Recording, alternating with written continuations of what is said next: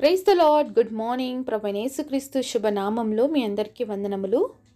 చిన్న ప్రార్థనతో ఈరోజు దేవుని వాగ్దానాన్ని స్వతంత్రించుకుందామా?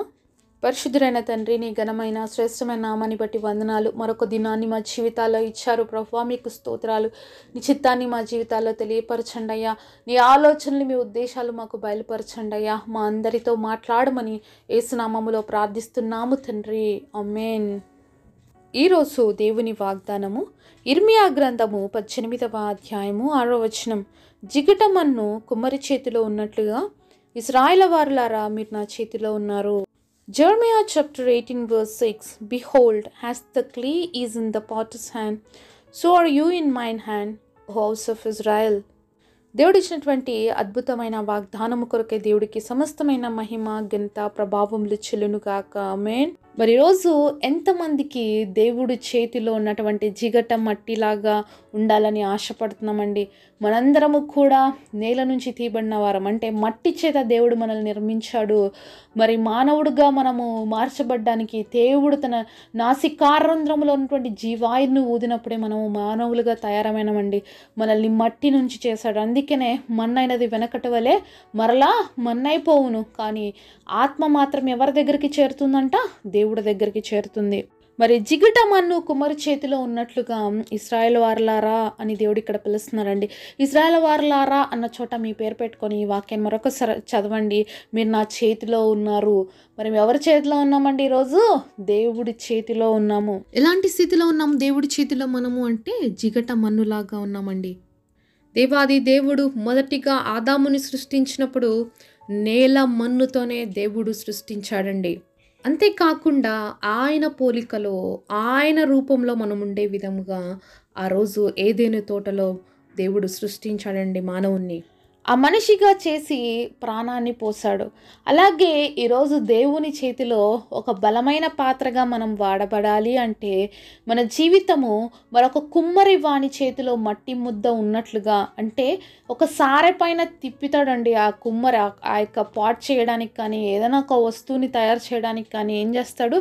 ఆ సారె పైన పెట్టి దాన్ని తిప్పుతాడు. బాగా తిప్పుతూ ఉన్నప్పుడే అది ఒక మంచి షేప్గా తయారవుతూ ఉంటుంది. మరొక్కసారిలో ఒక పాత్ర తయారైపోతుందా అంటే కొన్నిసార్లు అవ్వదండి. చాలా ప్రయాసపడతాడు కుమ్మరి. ఆ యొక్క పాటర్స్ వీల్ని తిప్పుతూ ఉంటాడు. కొన్నిసార్లు ఆ మట్టి అనేది జారిపోతూ ఉంటుంది. మళ్ళీ దాన్ని తీసి షేప్ చేయడానికి ప్రయాసపడుతూ ఉంటాడు ఆ కుమ్మరి. ఎన్నోసార్లు మనం కూడా దేవుడి చేతిలో నుంచి ఇలాగే జారిపోతూ ఉంటామండి. దేవుడు మనల్ని ఎంతో మంచి స్థితిలో ఉంచడానికి, మంచి పాత్రగా ఉండడానికి, చేయడానికి దేవుడు ఆశపడుతూ ఉన్నప్పుడు మనం చాలాసార్లు దేవుడి చేతిలో ఉండడానికి మాత్రం ఇష్టపడక జారిపోతూ ఉంటాం. అయితే పరమ కుమ్మరి విసుక్కోకుండా మనల్ని చాలాసార్లు ఆ సారపైన పెట్టి మనము ఆయన కోరుకున్నటువంటి పాత్రగా మలచబడ్డానికి ఎన్నోసార్లు ప్రయత్నం చేస్తూనే ఉంటాడండి. అలా ప్రయాసపడి ఒక పాత్రను దేవుడు చేస్తాడు. అలాగే ఈరోజు మన ఆత్మీయ జీవితంలో ప్రతిరోజు మనము దిగజారిపోతూ పడిపోతూ మరి దేవుడికి దూరం అవుతున్న ప్రతిసారి దేవుడు మనల్ని తిరిగి ఆయన చేతుల్లోకి తీసుకొని మనకు ఒక మంచి పాత్రగా చేయడానికి ఆయన మలుస్తూ ఉన్నప్పుడు చాలాసార్లు మనము దేవుడి నుంచి దూరం అయిపోతూ ఉంటాం. ఎందుకంటే ఆ యొక్క సార మీద పెట్టి తిప్పుతూ ఉన్నప్పుడు ఒకవేళ మట్టి ముద్దకు కానీ జీవం ఉంటే, అయ్యా ఎన్నిసార్లు తిప్పుతావు, ఎంత పెయిన్ వస్తుంది అని మాట్లాడుండేదేమో. ఈరోజు మానవులుగా మనం అలా తిప్పుతున్నప్పుడు మనకు మాటలు వస్తాయి కాబట్టి దేవుని అంటూ ఉంటాం, ప్రవ్వా ఏంటి సమస్యలు, ఏంటి ఇబ్బందులు, ఏంటి కష్టాలు, ఎన్నిసార్లు నా జీవితాన్ని ఇంతగా వేధిస్తూనే ఉన్నాయి, నీకేం పట్టదా, నీకేం చింత లేదా నా పైన, నీకేం బాధ లేదా అని చెప్పి చాలాసార్లు దేవుని ప్రశ్నిస్తూ ఉంటాం కదండి. కానీ మన పరమ కుమ్మరి ఎంత పెయిన్ వచ్చినా, ఎంత బాధ వచ్చినా కూడా ఏమి పట్టించుకోడా అంటే పట్టించుకుంటాడు. ఆయనకు తెలుసు మనకి ఎంత పెయిన్ వస్తుందో. కానీ ఆయనకి ఇంకా ఒకటి బాగా తెలుసు. ఏంటి తెలుసా? ఆయన ఎంతగా సారపైన పెట్టి మనల్ని తిప్పుతున్నప్పుడు మనకు మంచి పాత్రగా తయారవుతాము, విలువైన పాత్రలుగా తయారవుతాము అని దేవుడికి తెలుసు. కాబట్టి నువ్వు ఎంత అడిసి కొన్నిసార్లు గీ పెడుతున్నా మౌనంగా చూస్తూ వెళ్ళిపోతూ ఉంటాడు. మరి చూస్తూ అలాగే మనల్ని గమనిస్తూ ఉంటాడు. ఆపత్తి కాలంలో నమ్మదగిన సహాయకుడండి మన దేవుడి పేరు. మరి పట్టించుకోడు అనడానికి ఏమాత్రము లేదండి. మనకున్న పరిస్థితుల్లో మనల్ని పట్టించుకుంటాడు, మనల్ని సర్ది చెప్తాడు, చాలాసార్లు మనల్ని కంఫర్ట్ చేస్తాడు. అంతేకాకుండా మనం పడుతున్నటువంటి ఆ పెయిన్లో నుంచి మనల్ని విడిపిస్తాడు కూడా దేవుడు. కానీ మనల్ని చేసేటువంటి ఆ నిర్మాణాన్ని మాత్రము ఆపడు. ఎందుకంటే ఉన్నతమైన పాత్రగా ఆయన మార్చాలనుకుంటున్నాడు కాబట్టి. చాలాసార్లు దేవుడు వాక్యం ద్వారా మనల్ని కంఫర్ట్ చేస్తూ ఉంటాడు. చాలాసార్లు కన్నీటితో నింపబడినటువంటి మన గుండెల్ని చూస్తున్నప్పుడు దేవుడు మనతో మాట్లాడుతూ ఉంటాడు. కొద్ది రోజులు ఓర్చుకో, కొద్ది రోజులు నువ్వు భరించు, ఇంకెంతకాలం ప్రభువా అని మనం ప్రశ్నిస్తూ ఉంటాం కదా దేవుడిని. దేవుడు మనల్ని అలా చూస్తూ ఉంటాడు. ఇంకెంతో కాలం లేదు, నువ్వు పూర్తి అవ్వడానికి చాలా దగ్గరగా ఉన్నావు, ఇంకా కొంచెం ఓపిక పట్టు, ఇంకా కొంచెం తట్టుకో, నిన్ను బలమైన పాత్రగా, యోగ్యమైన పాత్రగా, అర్హమైన పాత్రగా, విలువైన పాత్రగా నేను మార్చబోతున్నాను అని చెప్పి దేవుడు మనల్ని చాలాసార్లు ఓదారుస్తాడండి. మరి ఇలాంటి సమయంలో చాలామంది ఏమైపోతారంటే షేక్ అయిపోతారు, నిలబడలేకపోతారు, ఇంకా తట్టుకోలేకపోతారు. వద్దు ప్రవ్వా, నేను విలువైన పాత్రగా మార్చబడొద్దు, ఏదో ఒక పాత్ర చేసేయి ప్రవ్వా అనేసి దేవుడి దగ్గర మొరపెడుతూ ఉంటారండి. అలాంటి సమయంలోనే మనం దేవుడి చిత్తంలో నుంచి వెళ్ళిపోవాల్సి వస్తుంది, దేవుడి ప్రణాళికలో నుంచి వెళ్ళిపోవాల్సి వస్తుంది. మరి అలాంటి తట్టుకోలేము అని చెప్పేసినప్పుడు మన జీవితాన్ని మనమే నాశనం వైపుకి నడిపిస్తాం. కానీ కొన్ని శ్రమల్ని, కొన్ని కష్టాల్ని, కొన్ని ఇబ్బందుల్ని మనం ఓర్చుకున్నట్లయితే దేవుడు అనుకున్నటువంటి ఉన్నతమైన పాత్రగా, దేవుడు కోరుకున్నటువంటి విలువైన పాత్రలుగా మార్చబడతాం. అంటే ఏ స్థితిలో దేవుడు మనల్ని చూడాలనుకున్నాడో, ఏ స్థితిలో దేవుడు మనల్ని నిలబెట్టాలని కోరుకున్నాడో ఆ స్థితి వచ్చే వరకు మౌనంగా సహిస్తే, మౌనంగా భరిస్తే దేవుడు తప్పకుండా మనల్ని దీవిస్తాడండి. అపోజిట్ పౌలు తన జీవితంలో మరెంతో దుర్మార్గుడుగా ఉన్నాడండి. సౌలుగా ఉన్నప్పుడు ఎంతో సంఘాన్ని హింసించాడు, మరెంతో బాధలు పెట్టాడు వాళ్ళని. అయితే దేవుడు అలాంటి వ్యక్తిని కోరుకున్నప్పుడు సౌలును కాస్త దేవుడు పౌలుగా మార్చేశాడు. అయితే దేవుడికున్న ప్లాన్స్ ఏంటి తెలుసా? ఈ యొక్క సౌలు అనేకల రాజుల ఎదుట తన నామము కోసం నిందించబడే వ్యక్తిగా, మరెన్నో దెబ్బలు తినే వ్యక్తిగా, ఎన్నో శ్రమల గుండా వెళ్ళవలసిన పాత్రగా దేవుడు ఏర్పరచుకున్నాడండి.